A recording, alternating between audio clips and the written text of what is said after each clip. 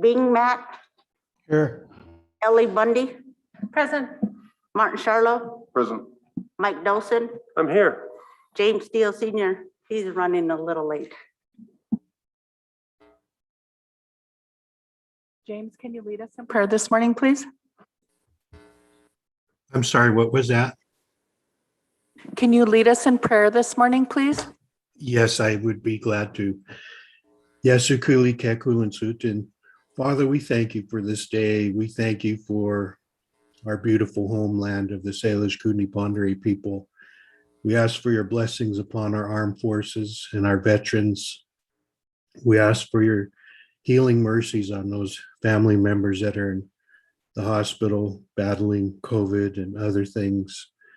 We ask for your guidance upon our meeting and give us wisdom as we make decisions for our people. We ask all this in your name. Amen.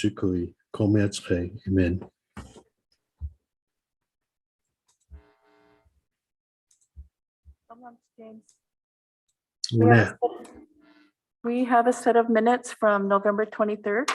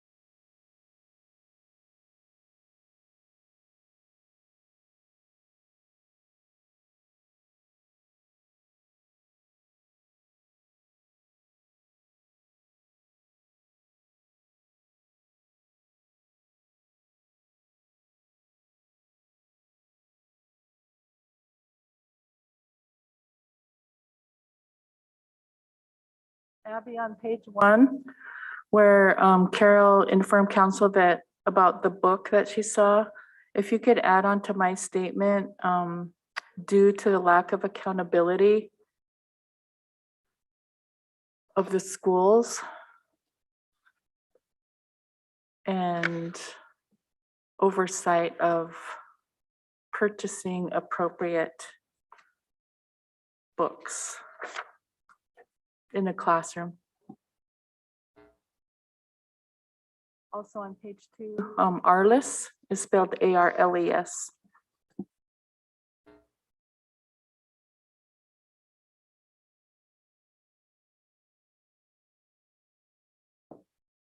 Go ahead, Anita. On page 10, where I had received a call during the lunch break and wanted to bring up an issue, I'd still like to get that clarified through DHRD on the semis. It's not trailers of wood, it's actually semis of wood that was brought for the elders program. So if we could follow up on that or have DHRD report to us. It came to my attention again yesterday. Jen, do you have an update on that, or can you follow up on that? I'm sorry, what was that? The on page 10, when I'm talking about DHRD with the elders program, and we asked tribal forestry to bring a couple semis of wood over here for the elders program. Oh, yes, I'm working on that now and I'll be able to give you an update at the end of the day. Oh, thank you. Thank you.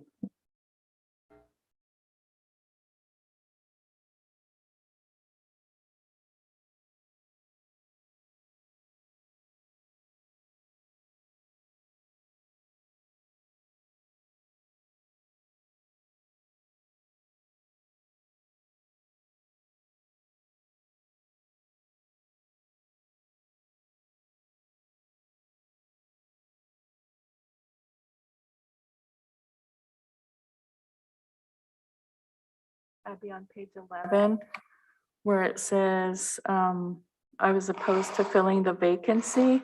If you could add at this late date.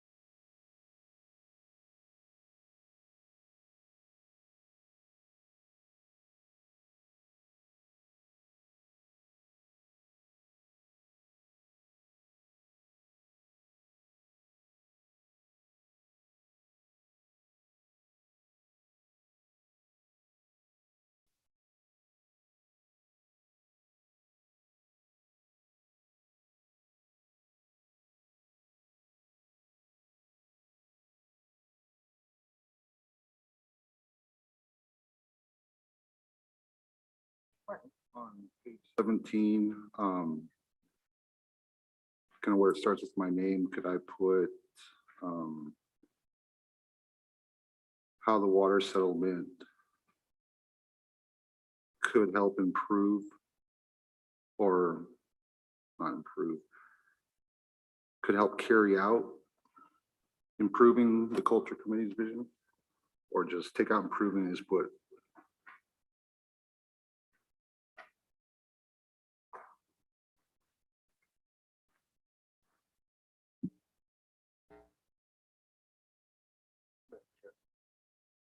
Mike? Where I was requesting the burial assistance for Laurie McDonald. I think Laurie is spelled Laurie. On page 17, on the bottom paragraph, Lawrence is misspelled.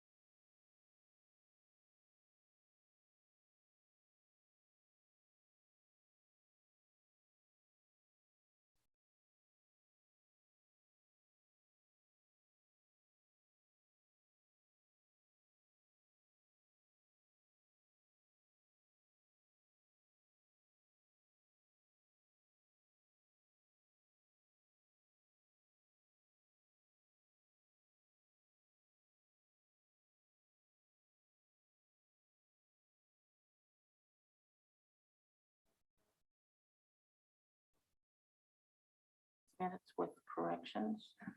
Okay, motion by Carol to approve the minutes with corrections. Second by Anita. Any other changes? All those in favor? I will abstain. Carol abstains. Motion carries. Okay, we have our agenda today.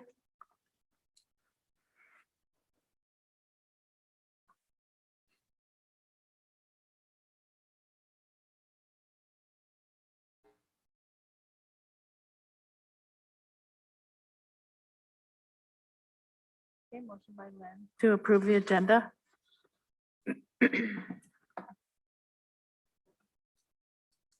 Martin, thank you. I have an addition. We're open.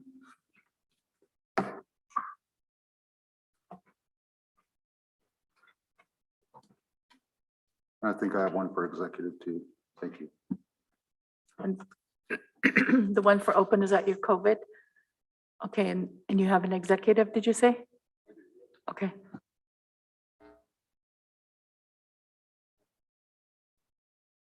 Carol?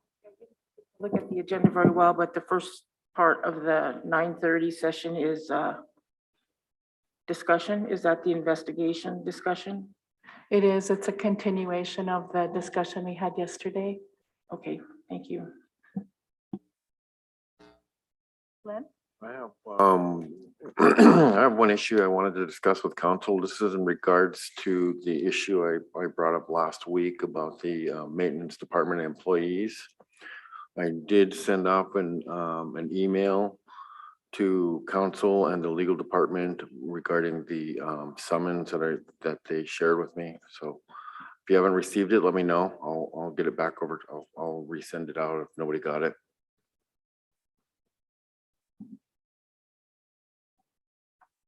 But I would also need the legal department involved in that discussion. Thank you.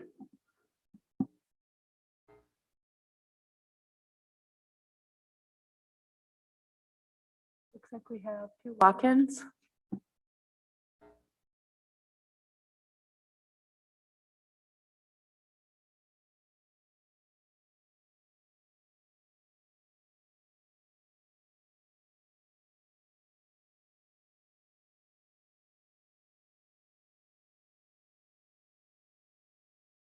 Second. All those in favor?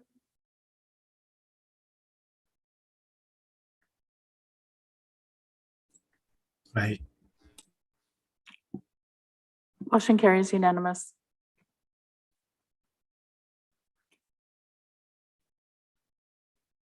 Okay.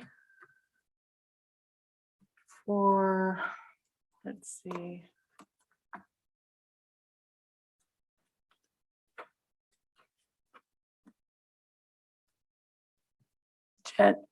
Jen, on Sherry's walk-in, did you send us an email? Yes, I did. I sent both by email, both Sherry and Donna's. I just sent them.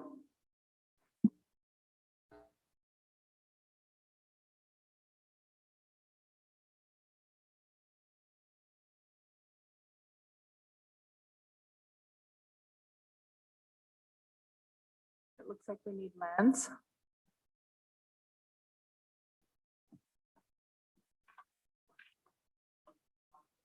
Okay.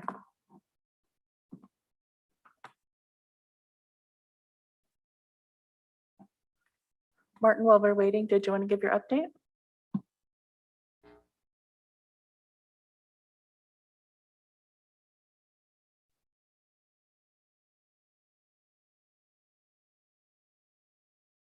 Thank you. So as it is Tuesday, I guess we could report some good news locally that our numbers are actually going down here. So, keep up, hopefully, the good work that you're doing. If you're not doing good work, hopefully you can do better, because as you look out worldwide, because this is a global pandemic, there are variants popping up. If you're not sure how variants happen, it's because the virus mutates after being exposed to prolonged passage between people, and it just mutates, as all viruses do. So in order to keep I think it's called the Omicron or Omicron virus variant out of America, we really need to make sure that, we hope that those other countries are doing their due diligence. One thing that we are very fortunate enough is have the privilege to, and kind of the, the haves and the have-nots. We look at that, you look at the poorer countries, and they are suffering. They are why the variants come out of there, because they don't have access to the vaccines or a lot of things that we take for granted here. And here we can just turn our nose up at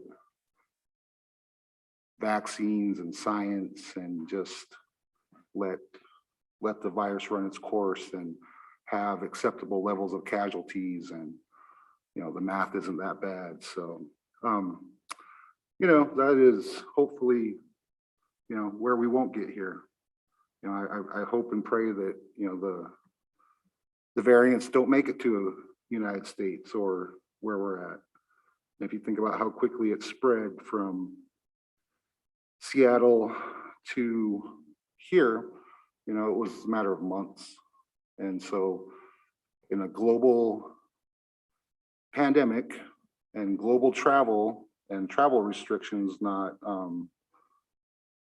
being lifted and things like that, Seattle's a nice hub, Denver, Salt Lake, a lot of the places that we frequent, even Missoula, there's layovers. So let's be diligent. The last cases that I have, updates, I think, are kind of dated. So unfortunately, I'm not going to share numbers today.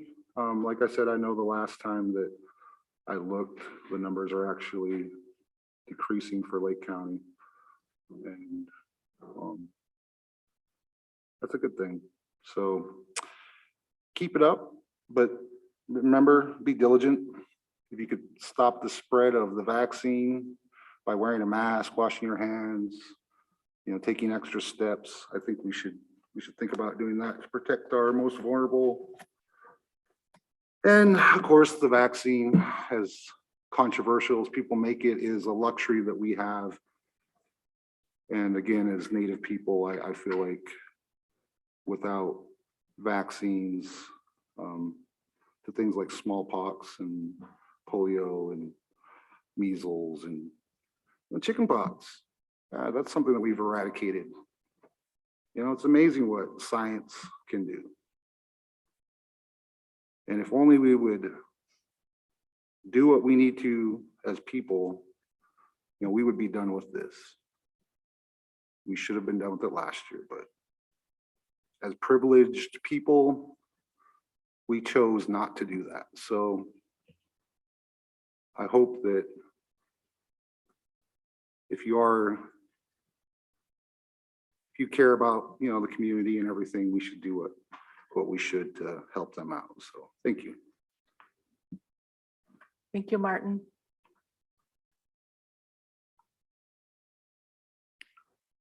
Okay, Sherry, did you want to come up?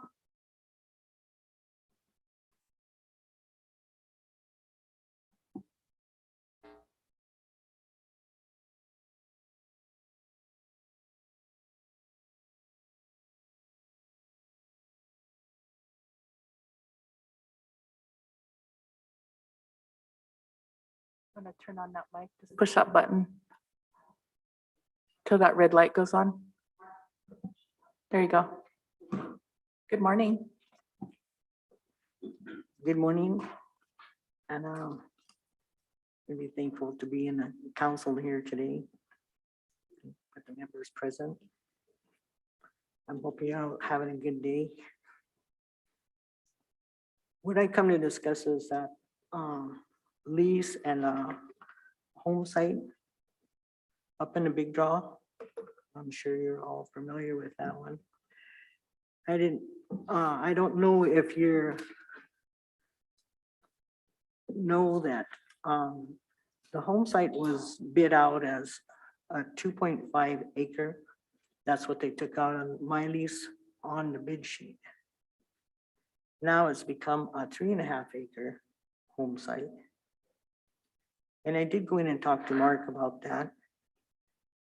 And he said that they changed it because they didn't know where the sewer was, but the sewer is below the house and housing knows that because they have it on the record over there.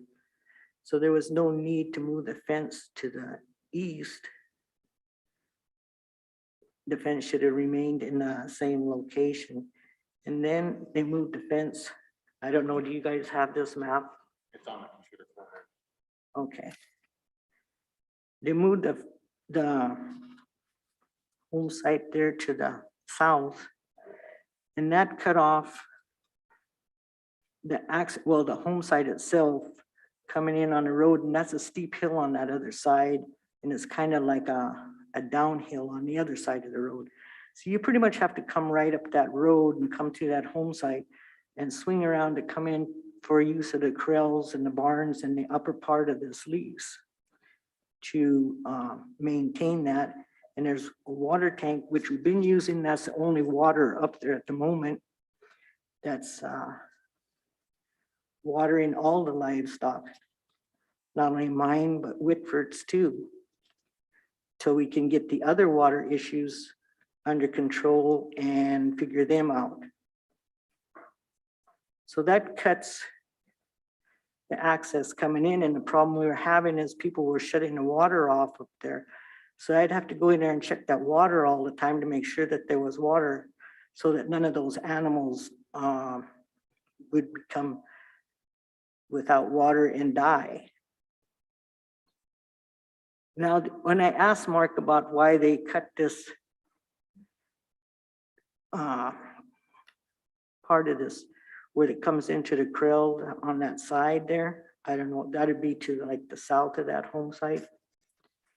And he said that they were gonna make that into a 3.5 acre home site so that they could have livestock, because you can see the green in there. That's pretty good grass in there. And I asked him why he would cut that out of my lease. And he said that they were gonna make a 3.5 acre home site out of that. And as we speak, they're up there putting posts in.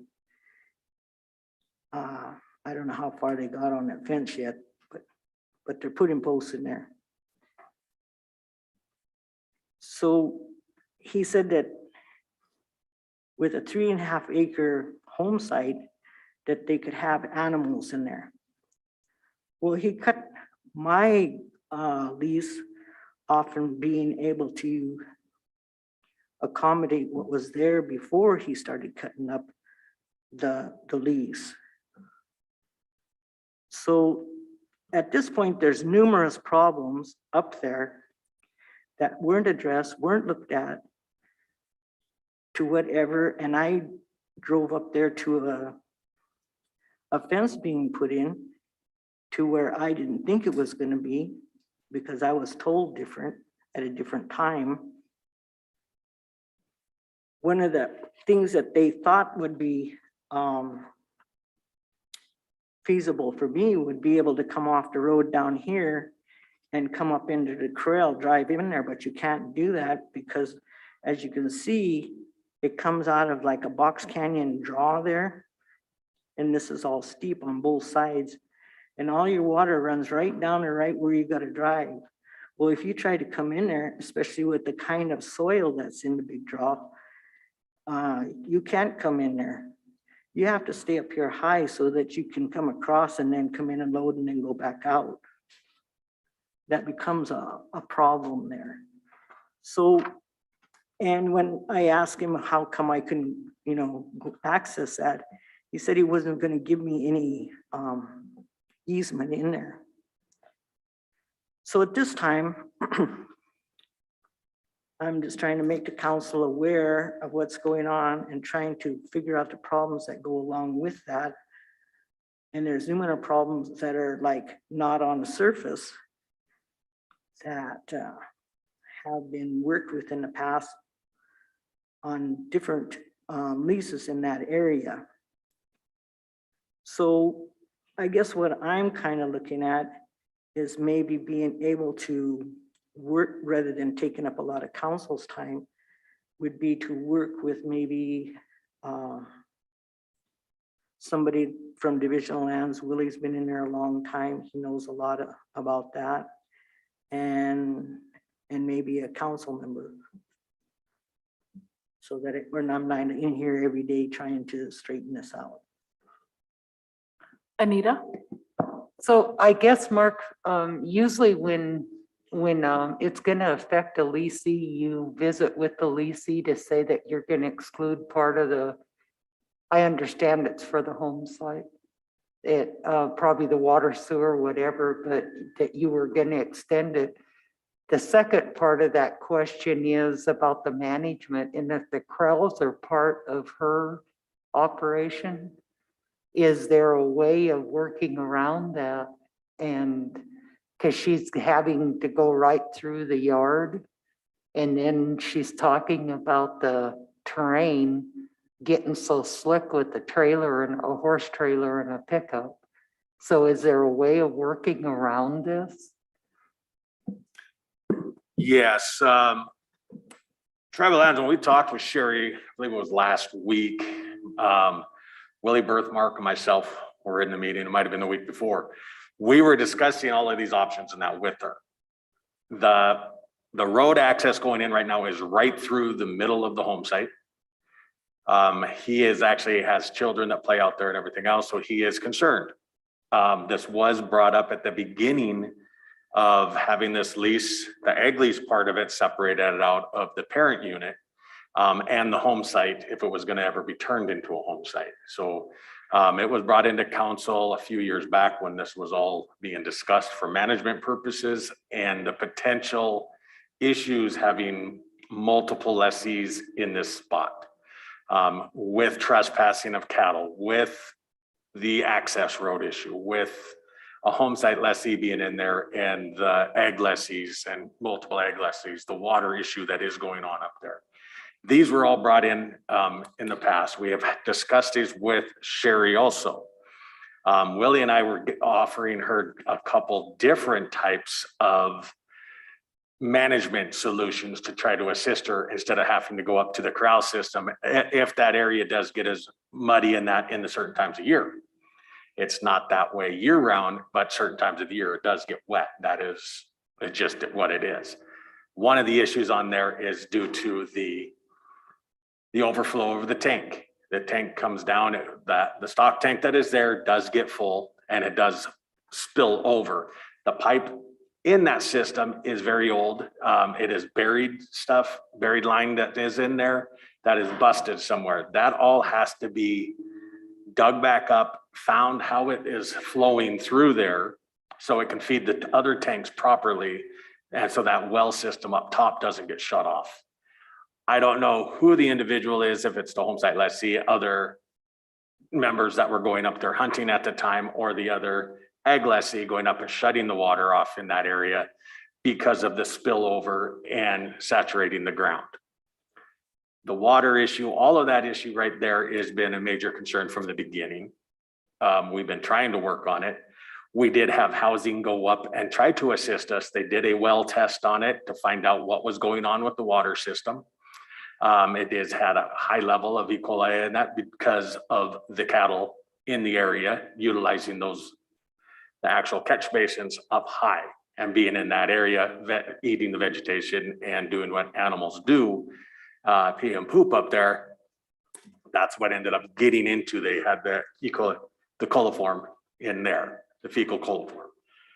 So we extended for management purposes to sustain the well system that is already in place, the cistern that is on there from the spring, was to protect it all.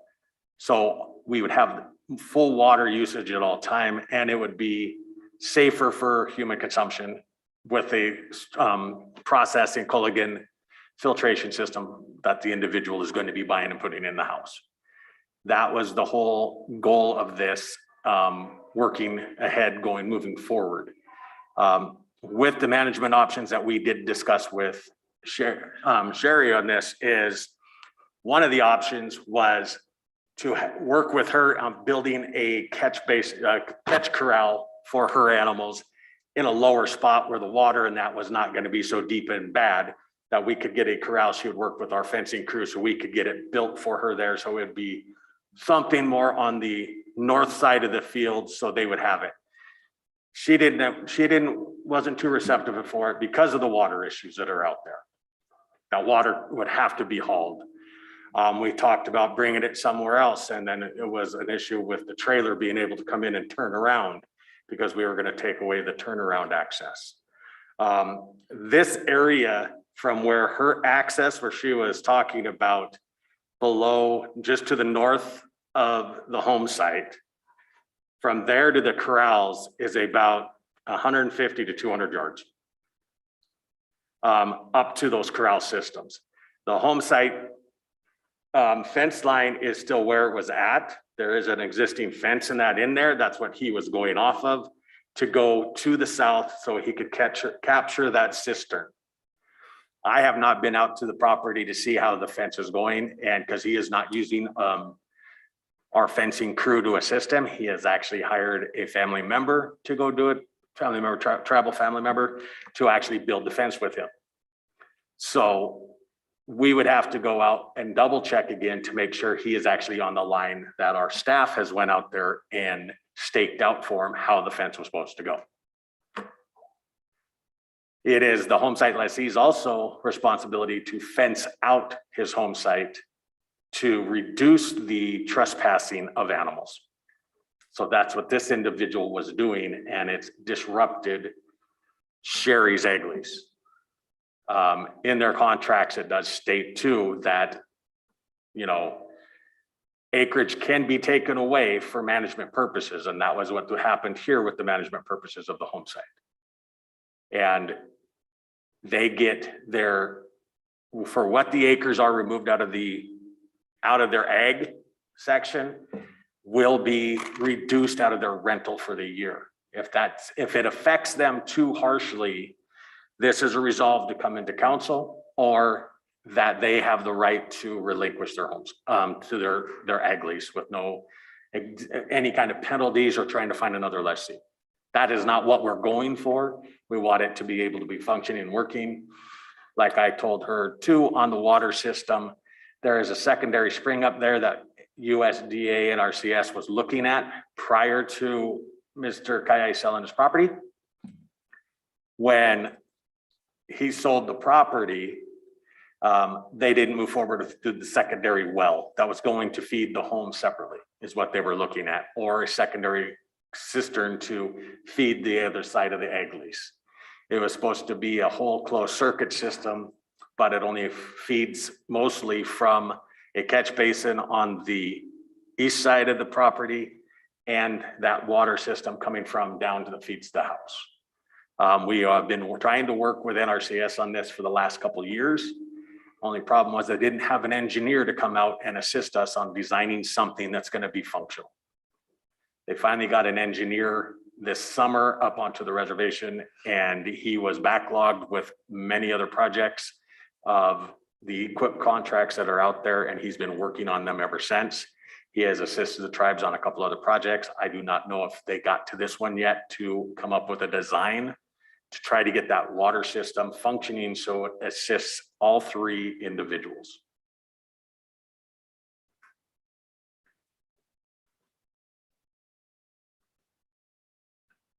Anita? So you can work with Sherry and try to figure out something from management.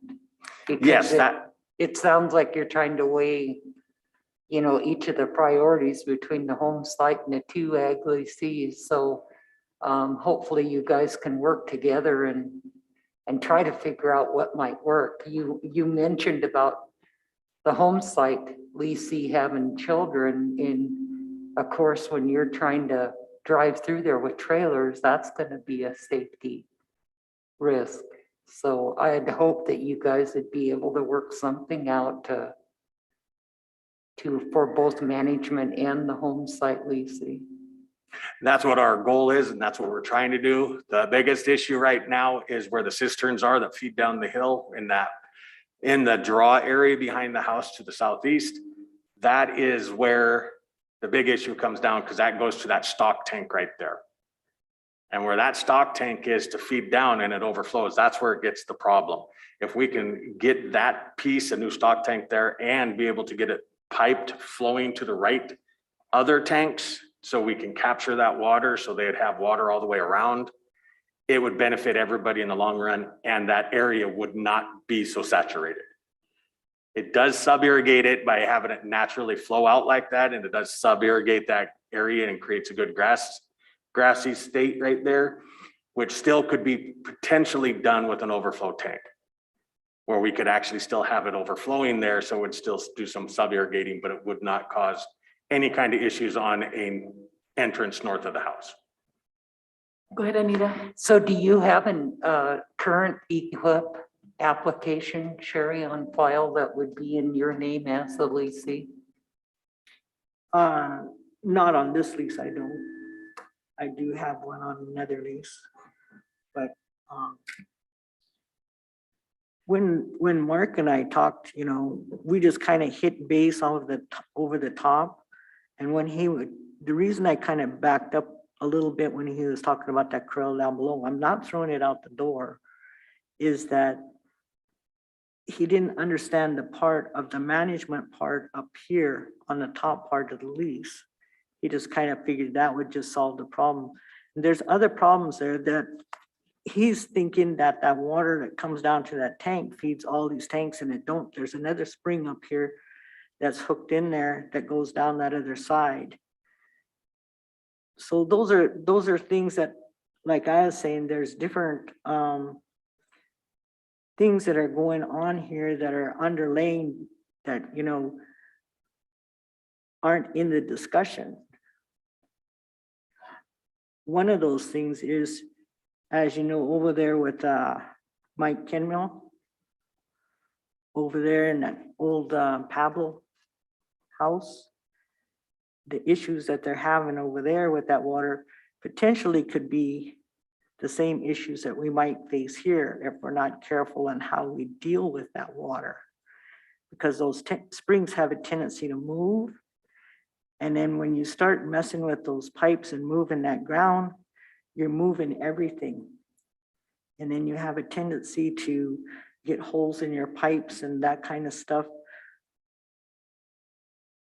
which fills you got leaks and all that. Right now, the system and the way it is, it doesn't leak. So those things need to be taken into consideration. And it's, I'm not over here saying that, you know, it would be a good idea to move the krill, you know, to load out of and to work out of down below, but I still have a management area up here to be concerned about. And their answer to that was, well, if you can't get in there, that maybe you need to just walk in there.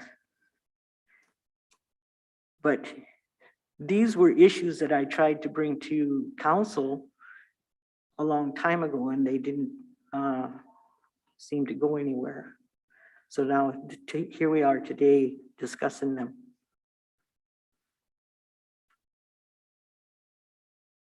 Go So ahead, Anita. just a follow-up then, Mark, I haven't seen her in a while, but is there a way of working with her and trying to get this project up and on the going? Because it's like October is usually their program year, am I correct? Yeah, So probably the projects are already out there for 22. correct. Yes, that's correct. We can work with Herb. We are working with Herb, trying to get the engineer up there because this was a couple phase project, and we can take over the project and start working on it, trying to get it up to snuff. That is why we have the engineer coming in. I understand any kind of water issue of how if you disrupt a spring, add another spring, you disturb it anyway, piping, all of this stuff is understandable of her concerns. But yes, that's why an engineer is coming in. We don't go out there and just start digging up things. We have an engineer come out. He's a hydraulic engineer, so he actually will know how the water flows, best way to capture it, anchor it and armor the piping when it is buried so it doesn't break and shift. We do all of that. Okay, Carol?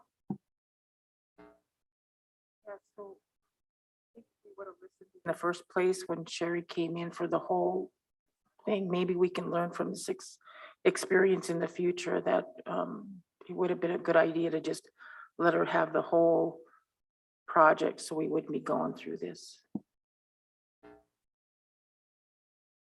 So Mark, do you have a date when the engineer is going to be able to take a look at this? I do not have a hard number date on it. I'll have to get with Herb. Right now, Herb is playing catch up also on this, and he is out of the office quite a bit trying to get all of his field work done before it snows. So, and I believe that's what the engineer is also doing. I do not know any kind of a time frame schedule. We can get with Herb to get it on the radar to get out there with the engineer to take a look at. So we can get something designed, because that was our whole goal anyway, was to design it so it would be functional for everybody. Okay. If you could just report back to us on the update status. One thing that Mark mentioned to me was, you know, he didn't know when he could get that engineer to look at this. And so he was thinking it was gonna be another year to maybe 2 years out because of the COVID and everything that's concerned there, trying to get things done. It was mentioned that they might want to use a ditch witch, and that's why I kind of backed up at that, because you're shaking the ground, you're moving things. And there's a lot in here to be considered. That's why I was looking at maybe working with somebody and maybe having a councilman on the backside to be standing there so that they know what's going on. So when we do have to come back to council, there's people that are more aware of what's going on.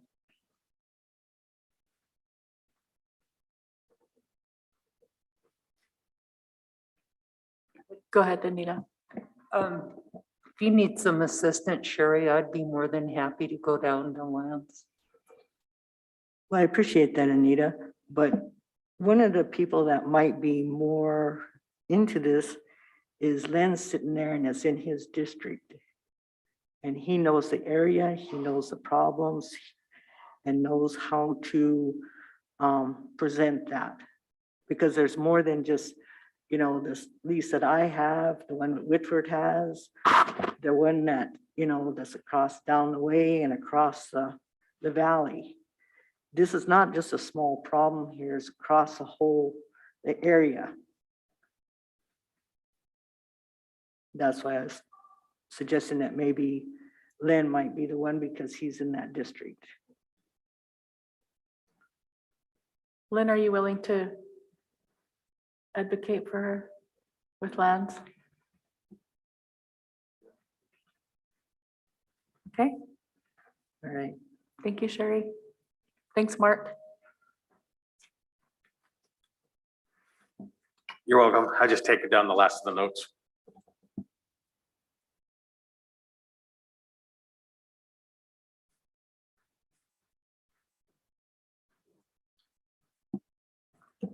Thank you for your time. Thank you. Have a good day.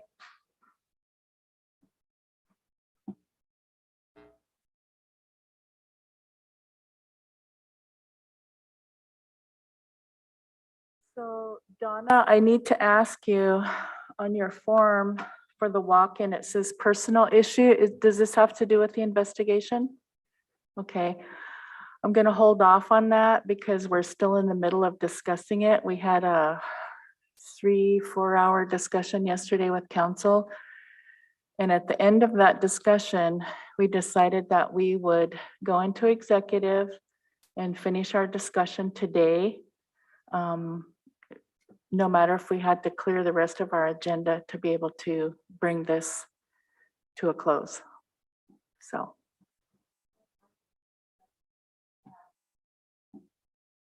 I'm sorry, I can't hear you.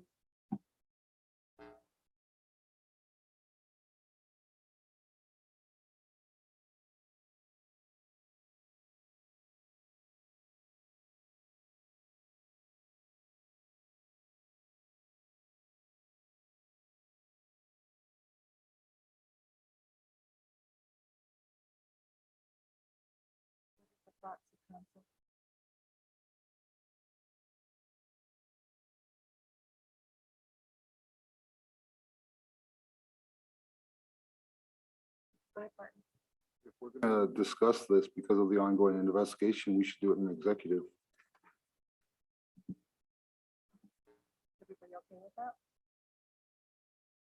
I think that would be Donna's request if she wants that executive or not, but No, it is an ongoing investigation and we agreed on this yesterday that anything about this investigation would be an executive. I didn't agree And we were with going to anything, have our Madam Chair, and that council, requires a motion. we were going to finish our council discussion was what we, and you weren't there, Carol, you left. You I- walked out I again. didn't, no, I didn't walk out. I didn't agree to anything. It takes a motion. in There was order 9 for it of to us that go. were there that agreed on this when we left yesterday. There was no motion. I'm requesting executive. We don't. Thank Okay, you. we'll go out of